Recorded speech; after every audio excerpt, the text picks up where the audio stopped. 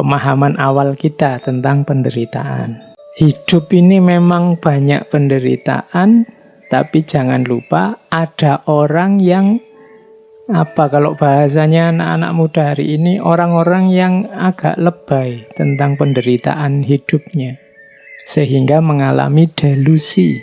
Assalamualaikum warahmatullahi wabarakatuh. Bismillahirrahmanirrahim. Alhamdulillahirabbil alamin. Assalatu wassalamu ala asyrafil anbiya'i wal mursalin Sayyidina wa maulana Muhammadin wa ala alihi wa ashabihi wa man tabi'ahum bi ihsanin ila yaumiddin. Amma ba'du. Jadi di dunia psikologi dikenal ada orang-orang yang mispersepsi tentang penderitaan hidupnya. Ada yang namanya delusi hipokondris, ada namanya delusi nihilistis. Delusi yang pertama ini ciri orang yang mungkin bahasa kita negative thinking. Dia selalu merasa diriku ini selalu menderita. Aku ini kok susah terus, aku ini kok sakit terus, nggak ada senengnya hidupku. Itu secara psikologi juga disebut delusi.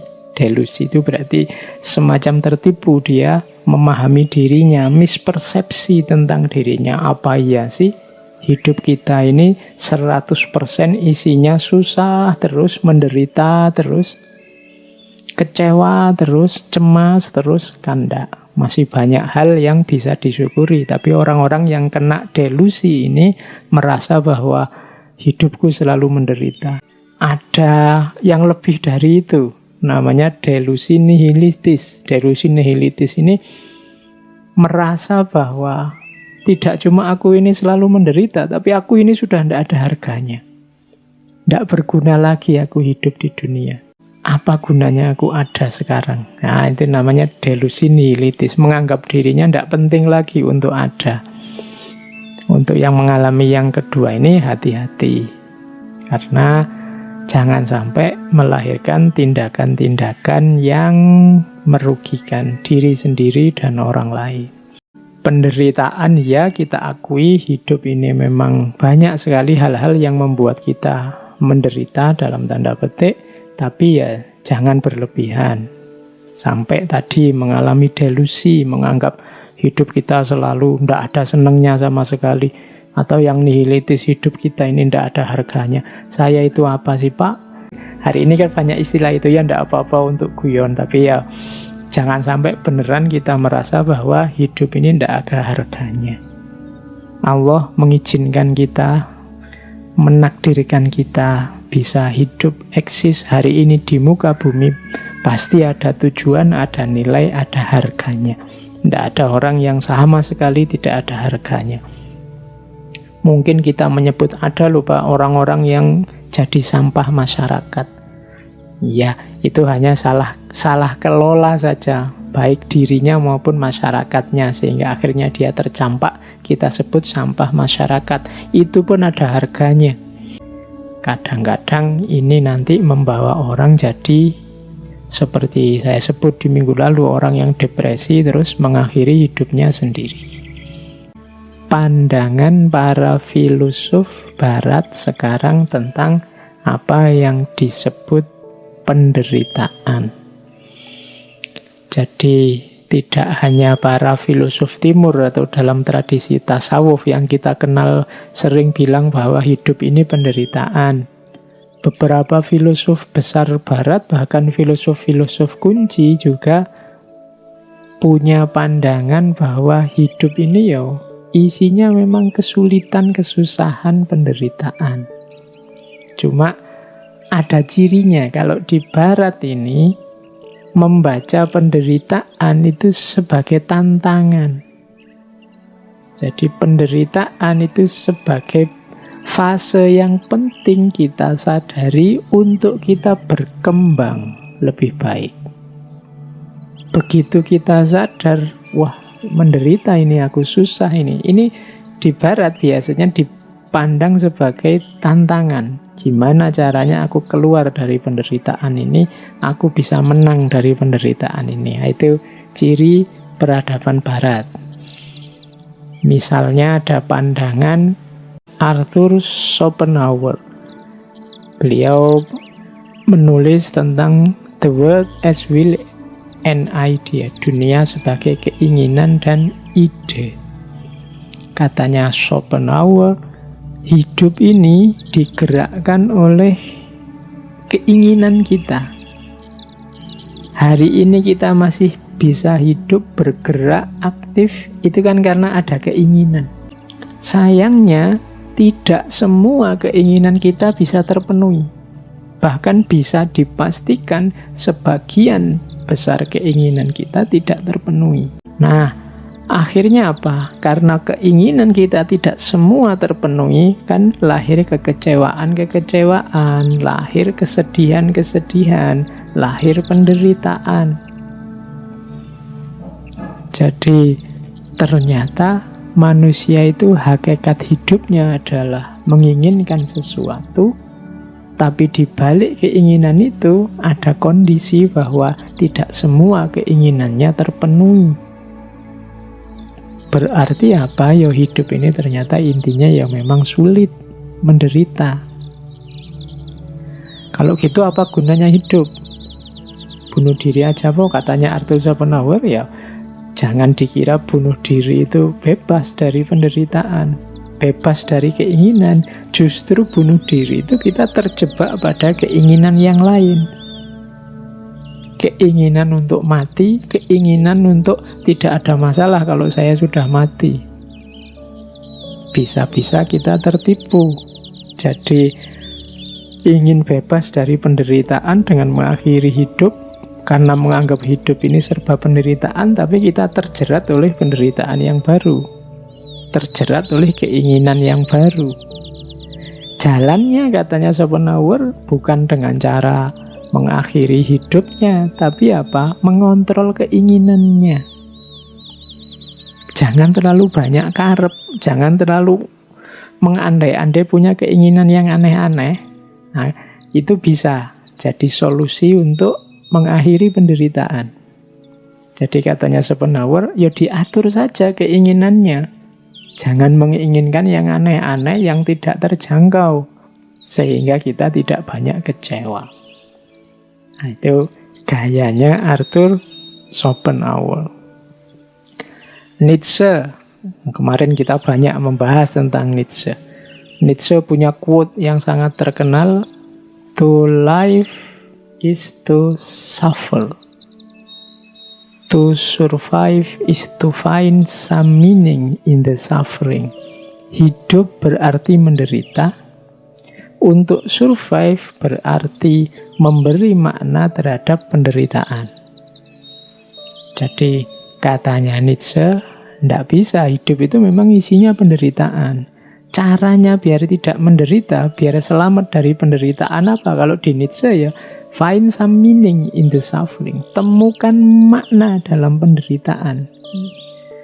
Di pertemuan 2 minggu yang lalu kan kita menyebut secara fenomenologis setiap orang menempelkan makna. Jadi tempelkan judul, tempelkan makna agar penderitaan ini tidak berbunyi penderitaan. Mahasiswa yang tidak lulus-lulus, jangan dikasih judul tidak lulus-lulus, nanti stres. Beri saja judul mahasiswa yang harus lebih banyak belajar lagi. Mahasiswa yang diberi kesempatan untuk belajar lebih lama, dan seterusnya. Itu namanya give some meaning. Hidup ini memang menderita, tapi ada jalan keluarnya. To survive is to find some meaning in the suffering.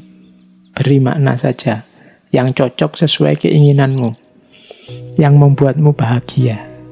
Nah, saya lanjutkan. Kalau di Nietzsche ada istilah Ja-Sagen. Ja-Sagen ini salah satu istilah yang terkenal dari Sartre yang artinya mengiyakan hidup. Hidup ini memang penderitaan, tapi Jangan ditolak. Iyakan hidupmu. Apapun situasi yang menyakitkanmu, iyakan. Terima dulu.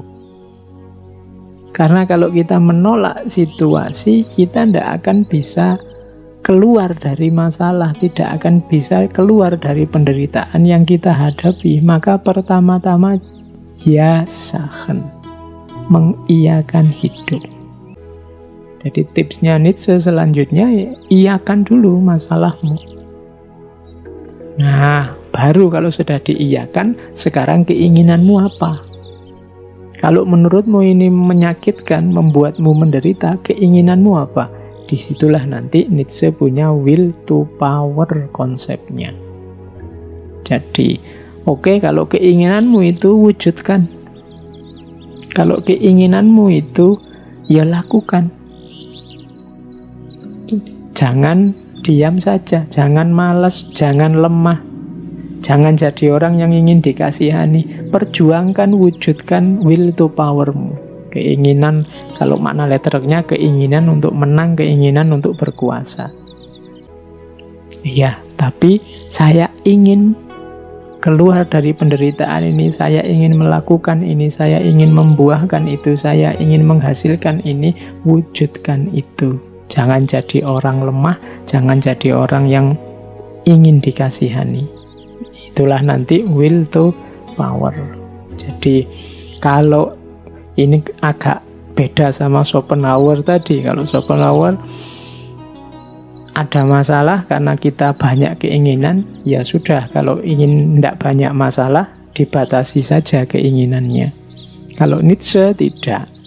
Ada masalah, iyakan saja, kemudian keinginanmu apa, wujudkan untuk mengatasi masalah itu. Nah, jadi kalau Nietzsche malah perjuangkan, wujudkan. Kalau di Schopenhauer kontrol dan batasi. Bedanya itu. Ada lagi, belum lama kita membahas Albert Camus tentang penderitaan. Kalau di kamu kemarin kan penderitaan itu, kenapa hidup ini menderita? Karena hidup ini absurd. Apa yang dimaksud absurd dalam hidup ini? Hidup ini isinya penuh kontradiksi-kontradiksi, ketidakjelasan-ketidakjelasan. Kita seperti Sisyphus. Dulu kita ceritakan ya bagaimana Sisyphus ini oleh dewa dihukum untuk menggelindingkan batu dari bawah gunung ke atas. Kalau sudah sampai di atas, dilepaskan lagi, menggelinding ke bawah. Dia disuruh ngambil lagi, didorong lagi ke atas, sampai atas, dilepaskan, digelindingkan ke bawah. Terus dia ke bawah lagi, dibawa lagi ke atas, terus digelindingkan ke bawah. Terus begitu, tidak ada akhirnya. Hidup kita, katanya, kamu seperti ini. Tidak jelas. Jadi apa, di mana awal, di mana akhir, apa target, apa tujuan, apa yang kita lakukan, ini sering tidak sinkron. Jadi hidup ini absurd. Ideal-ideal yang ada di kepala kita sering tidak nyambung dengan kenyataan hidup yang kita hadapi sehari-hari. Itu pun kita tetap merasa bahwa ideal-ideal kita itu luar biasa. Atau sebaliknya, kita tetap merasa yang kita lakukan itu cocok dan sesuai dengan ideal-ideal kita. Itu namanya absurd. Tapi katanya, kamu, iya sih hidup ini memang begitu. Semua orang juga begitu. Tidak ada hidup yang tidak absurd. Jalan satu-satunya apa? Ya nikmati saja hidup yang absurd ini. Kalau ada masalah, dicari jalan keluarnya. Jalan keluarnya kok absurd, ya tidak apa-apa. Kita nikmati saja, memang hidup ini cirinya absurd. Itu Albert Camus. Sama seperti tadi, Sisyphus tadi, sampai kiamat harus mendorong batu ke atas, terus menggelindingkan ke bawah, terus didorong lagi ke atas, digelindingkan ke bawah. Tapi dalam ceritanya Sisyphus ini gembira. Kalau kita kan stres, itu disuruh dorong batu dari bawah ke atas, kurang kerjaan. Tapi sebenarnya kita dalam banyak aktivitas juga kayak Sisyphus ini, kurang kerjaan. betapa absurdnya hidup kita. Nah itu katanya kamu ya enggak apa-apa, ya hidup memang begitu absurd, nikmati saja. Dan hadapi. Kalau kamu ingin berjuang, ya berjuang saja. Dan nikmati perjuangan itu meskipun seabsurd apapun usaha dan hasilnya. Nah, dari 3 tokoh ini mungkin bisa tergambar. Jadi seperti apa gaya para filosof barat menghadapi hidup yang cirinya penderitaan. Jadi barat terasa lebih optimis. Penderitaan diposisikan sebagai tantangan yang harus ditaklukkan. Perspektif para filosof timur. Ini para filosof timur ini dulu kita belajar Taoisme, Konfusianisme, dan lain-lain. Kalau menurut para filosof timur secara umum,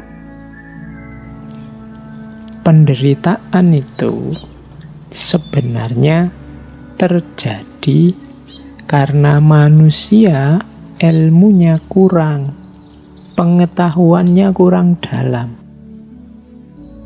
Jadi penderitaan itu lahir karena salah memahami hidup. Makanya nanti di banyak tokoh-tokoh pemikir besar dari timur biasanya untuk mengatasi penderitaan pertama-tama harus dibereskan pengetahuannya, jalan berpikirnya. Jadi dalam tradisi timur punya ciri bahwa penderitaan manusia itu lahir dari ketidaktahuannya. Orang menderita itu karena kesalahan berpikirnya, maka dia harus memperbaiki kesalahan ini, kemudian mulai berpikir yang dalam. Kalau di timur, berpikir ini kemudian diawali dari dirinya sendiri. Kenapa kok harus dari diri kita sendiri? Karena yang menderita kita. Kenapa kok kita menderita? Ya karena kita ilmunya kurang, pengetahuannya kurang luas. Seperti kemarin ya waktu kita belajar tentang sakit itu loh. Saat kita belajar tentang sakit kan seolah-olah sakit itu hanya negatif saja. Tapi begitu kita buka beberapa simpul pengetahuan tentang hikmah-hikmah sakit, kemudian terasa bahwa oh iya ya ternyata sakit juga bisa berdimensi anugerah. Berarti apa? Banyak mungkin penderitaan-penderitaan yang kita alami itu lahir karena kita tidak tahu rahasianya, tidak tahu hikmahnya, kurang luas wawasan kita. Penglihatan kita terbatas hanya di situ, sehingga terlihat seperti penderitaan saja. Padahal mungkin kalau kita ngerti porsi dan proporsinya, juga peta luasnya, mungkin kita tidak jadi menderita. Maka para filosof timur itu banyak yang masuk lewat pintu ini, bahwa tidak, penderitaan itu lahir karena pengetahuan kita yang kurang. Pertama-tama pengetahuan tentang diri kita sendiri. Makanya para filosof timur, pemikir-pemikir timur itu lebih cenderung menyarankan pertama-tama membereskan diri sendiri. Pertama-tama membahas siapa aku, dari mana aku, apa sih peran dan posisiku dalam hidup ini, dari mana asalnya rasa menderita ini, apa tujuan hidupku, dan seterusnya. Kalau pertanyaan-pertanyaan penting ini terjawab, insya Allah nanti banyak hal-hal yang kita kategorikan sebagai penderitaan akan ketemu jawabannya.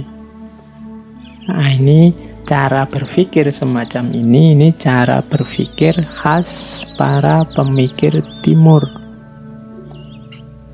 Jadi tidak melihat ke masalah, tapi melihat ke manusianya yang bermasalah.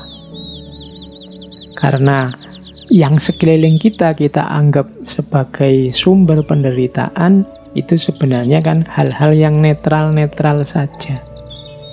Dia jadi penderitaan ketika kita persepsi, ketika kita cerna, dan kita beri judul sebagai penderitaan.